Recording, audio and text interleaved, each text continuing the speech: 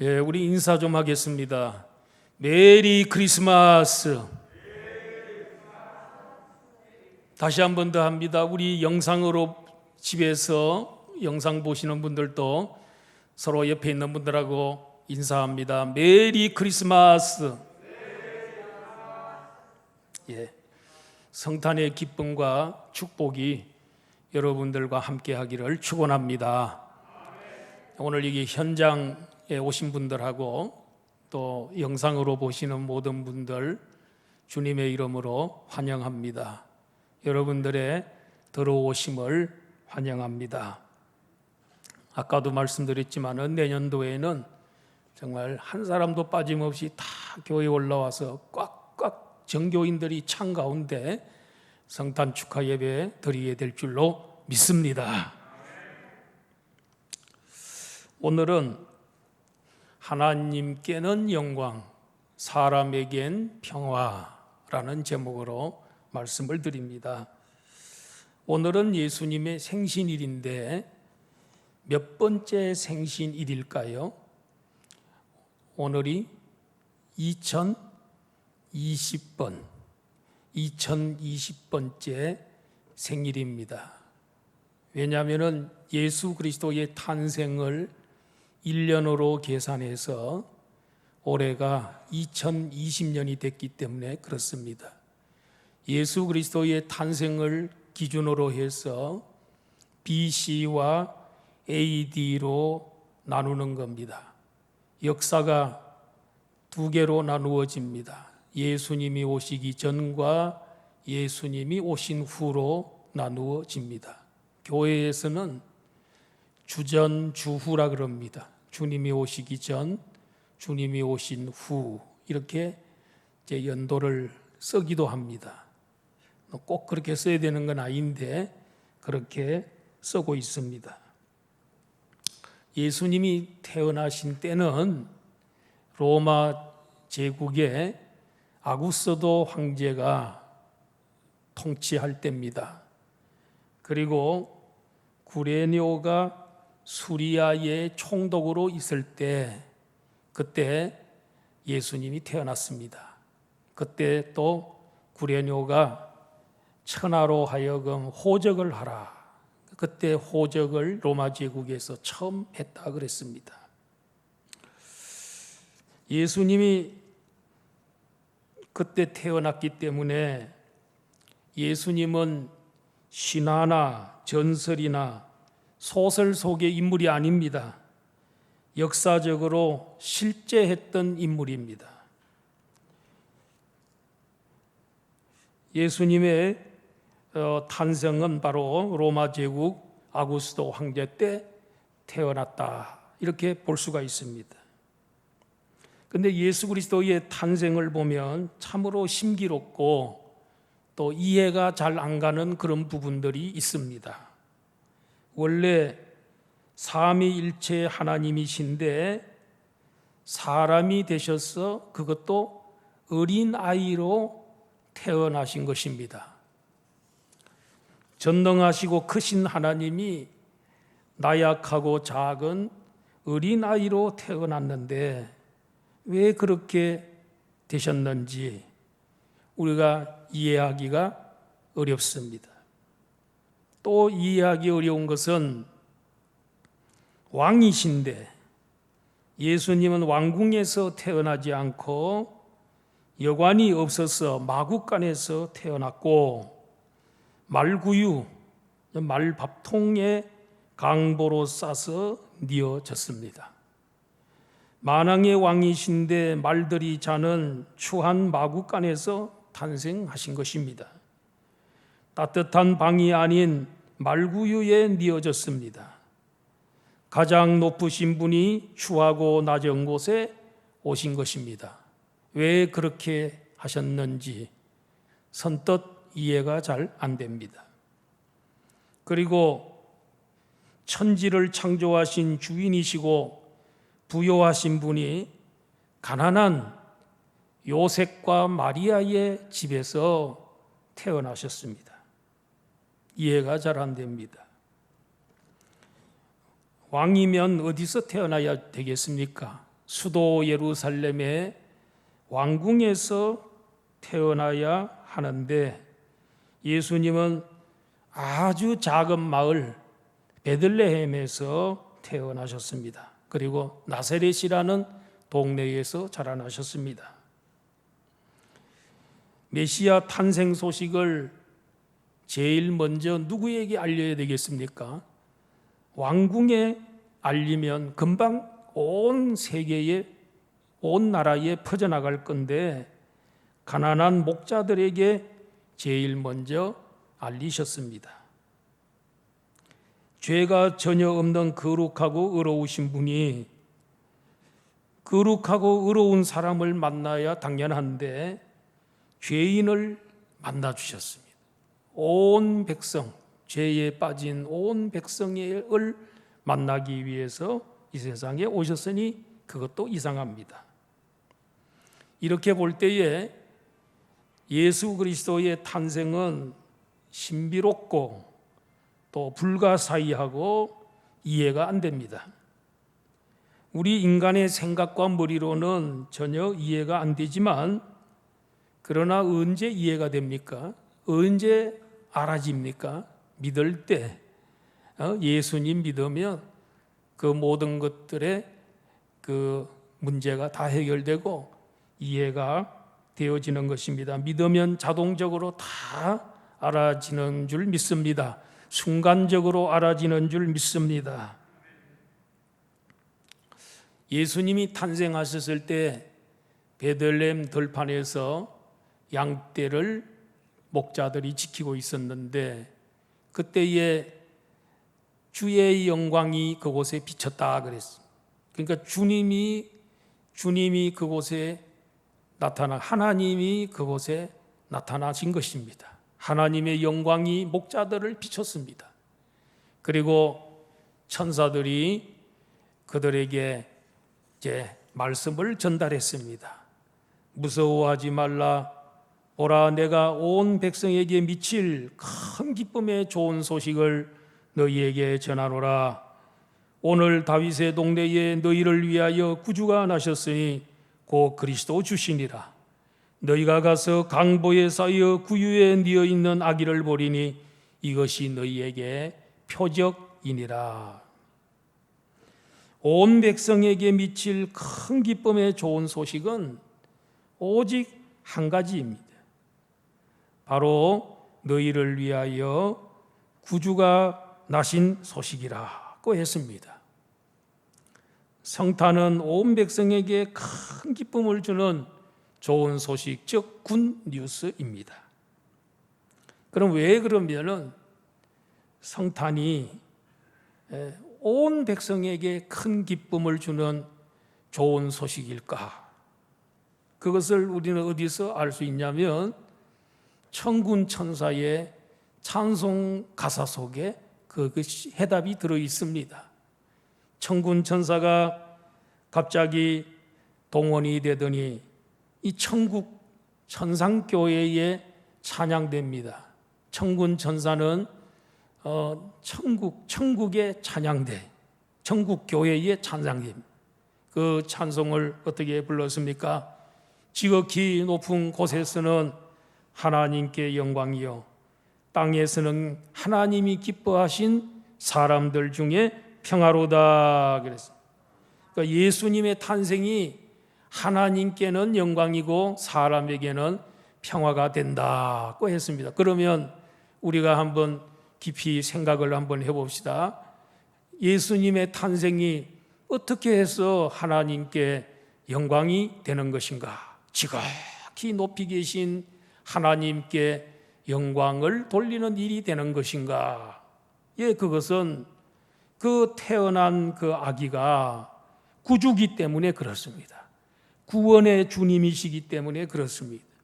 이 아기가 자라고 자라서 33살이 됐을 때에, 청년이 됐을 때에 그가 이제 십자가에서 달려서 피를 다 흘리고 죽게 됩니다.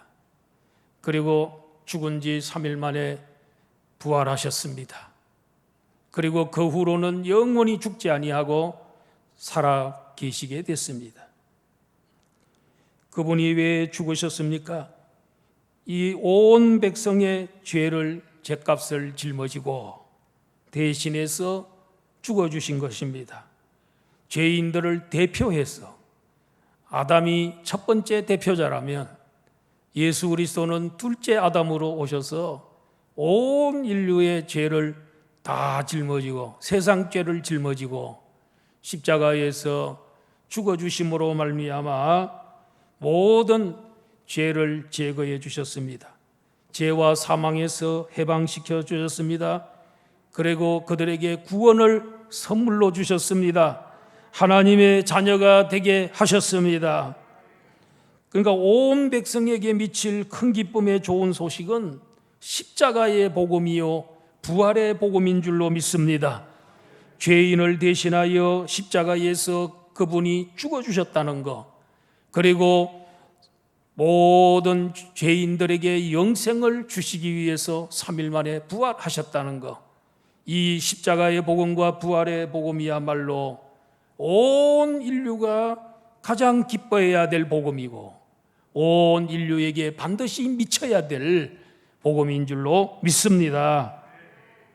예수님 때문에 온 백성이 하나님의 자녀가 되고 있으니 하나님께서 수많은 자녀들을 얻었으니 어떻게 기쁘지 않겠습니까?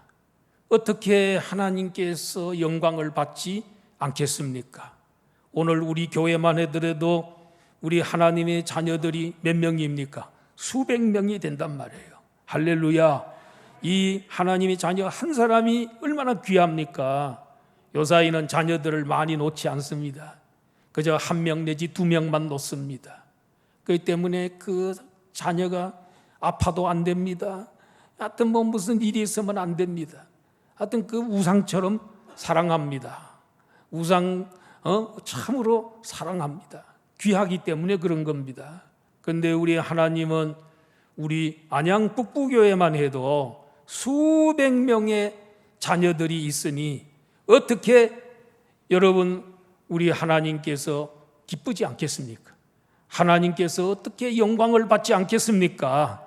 그러므로 예수 그리스도의 탄생은, 구주 탄생은 하나님께 영광이 되는 것이고 하나님께 기쁨이 되는 일인 줄 믿습니다. 왜냐 예수 그리스도가 구주로 이 세상에 오셨기 때문에 그렇습니다.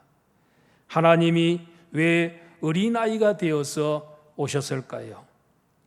사람이라야 대신해서 십자가에서 죽어주실 수 있기 때문에, 육체를 가지고 있어야 대신 죽어주실 수 있기 때문에 육체를 가지고 오셨고, 어린아이로 오신 것은 그분이야말로 참 사람이다, 진짜 사람이다, 어릴 때부터 배에서부터 태어나서 이렇게 자란 진짜 사람이다, 참 사람이다 하는 것을 보여주기 위해서 어린아이로 10개월 동안 마리아의 몸에 있다가 태어나신 그런 분이십니다.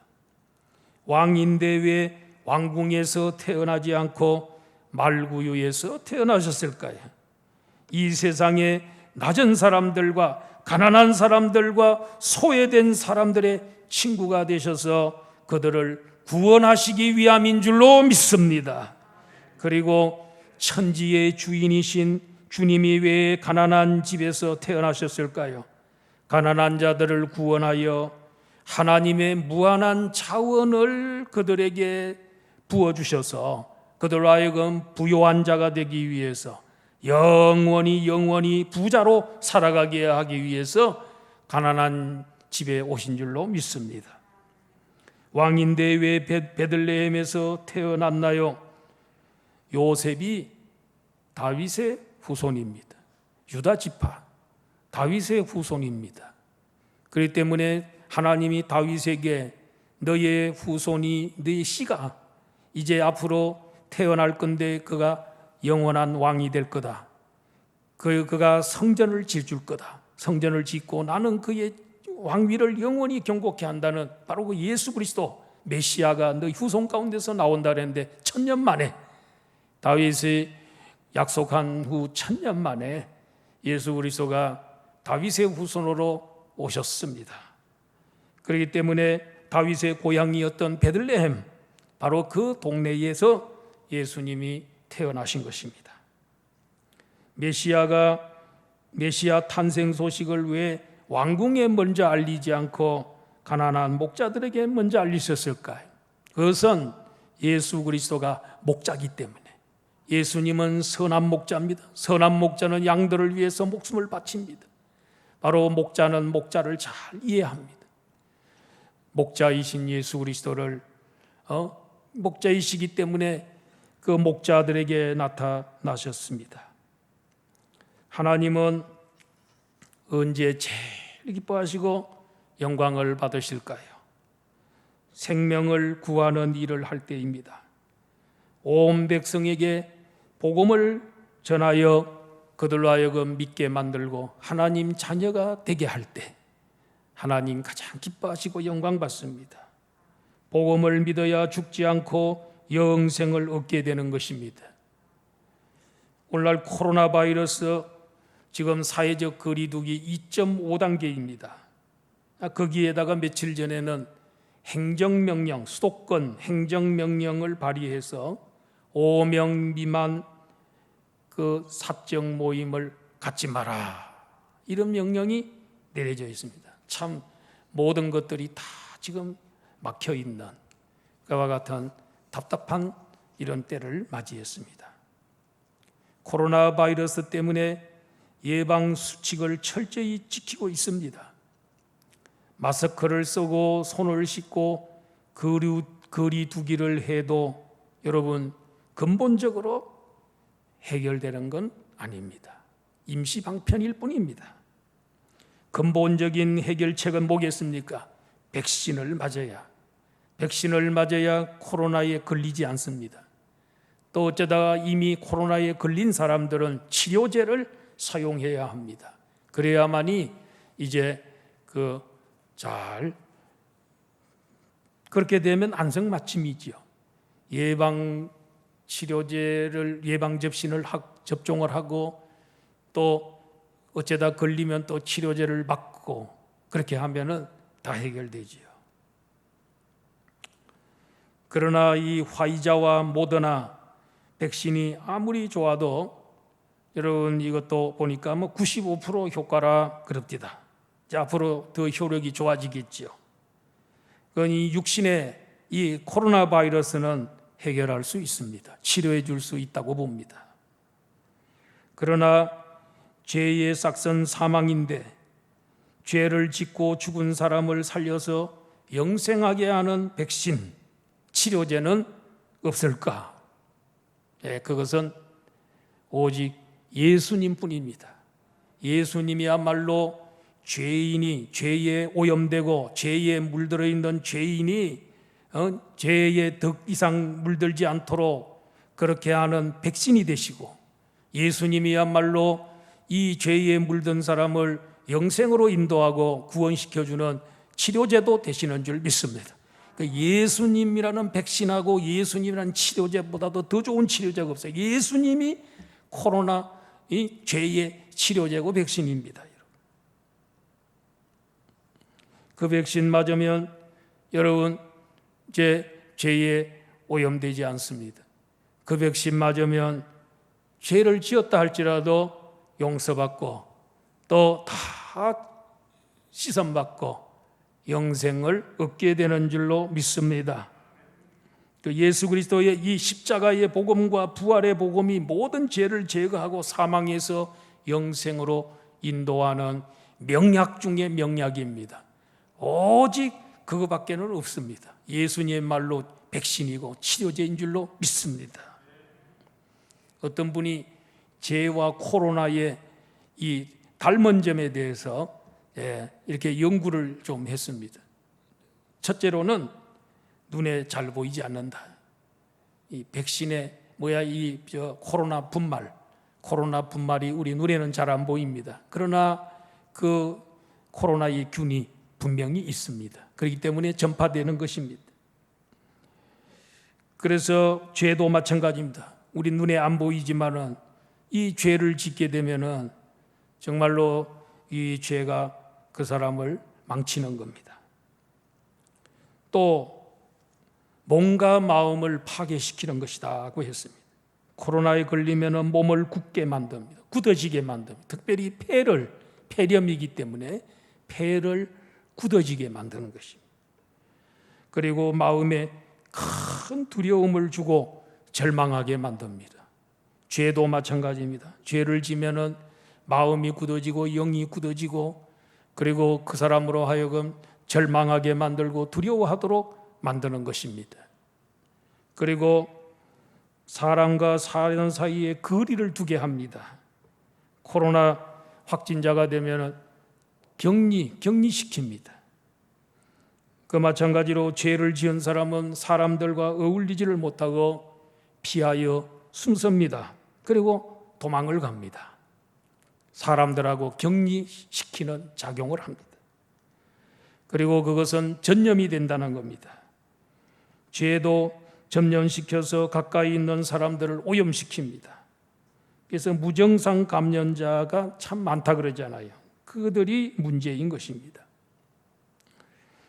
죄와 사망에서 해방되고 치료되는 방법은 오직 예수 그리스도라는 백신과 치료제뿐인 줄 믿습니다.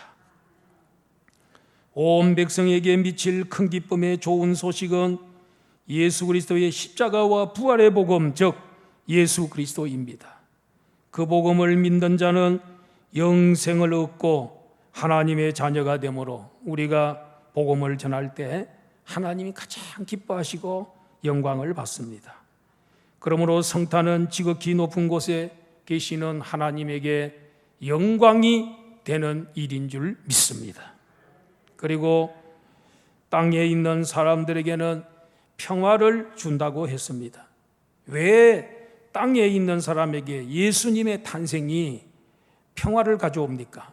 예수님이야말로 이 하나님과 죄인 사이에 있는 이 죄의 문제를 그분이 십자가에 죽어주심으로 인해서 십자가의 능력으로 이 모든 죄를 다 없애주니까 죄 때문에 하나님과 죄인들이 원수가 됐는데 죄가 제거되었으니 이제는 화해가 이루어지고 그리고 이제는 또 평화가 이루어지게 되고 옛날에는 원수였는데 이제는 하나가 됐습니다. 그리고 아버지가 되고 자녀가 됐으니 정말 진정한 평화가 이루어진 줄로 믿습니다. 아니, 아버지와 아들 사이에 무슨 원수졌다고 평생 원수집니까? 진정한 평화가 온 줄로 믿습니다. 그리고 예수님 때문에 사람과 사람 사이에도 진정한 평화가 이루어졌습니다. 하나님의 은혜로 하나님의 사랑으로 우리가 다 용서받았는데 어떻게 남을 우리가 용서해 주지 않을 수 있겠습니까? 예수님의 형제가 너희들에게 죄를 짓고 회개하거든 조건이 붙었어요. 회개하거든 70번이라도 용서해 주라고 했습니다. 왜 그것이 가능할까요? 왜냐하면 우리도 지금도 우리 하나님의 긍휼하심과 우리 하나님의 용서하심을 오늘 또 우리가 누리고 살아가기 때문에 그 없이는 살아갈 수 없기 때문에 우리가 잘못한 사람들을 무한히 용서해 줘야 되는 것입니다. 평화조약과 불가침조약을 아무리 맺어도요, 아무리 서명을 하고 무슨 식을 해도 진정한 평화가 오지 않는 것은 그 평화조약을 맺고 불가침조약을 맺는 사람들의 마음속에 이 하나님의 사랑, 아가페, 예수님의 그 사랑이 없으면 그 조약을 맺어놔도 욕심에 따라 파악이 되고 또 형편에 따라 바꿔지고 그게 지켜지지 않습니다. 평화 선언을 아무리 해도 되는 게 아닙니다. 평화를 맺는 사람들의 당사자 혹은 또 국민들끼리의 마음속에 욕심이 다 사라지고 예수 그리스도의 사랑 또 아가페 사랑, 희생적 사랑, 무조건적인 사랑 이 사랑이 있어야만이 조약을 맺으면 그 조약이 힘이 있고 오래가는 것입니다. 예수 그리스도는 평화의 왕이요 피스메이커입니다. 우리도 피스메이커가 됩시다. 원수도 사랑합시다. 성탄절에 우리 대한민국 국가의 평화가 찾아오기를 축원합니다. 교회의 평화가 찾아오기를 축원합니다.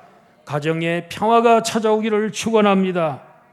아가페의 사랑으로 사랑할 때만이 화해가 이루어지는 줄 믿습니다.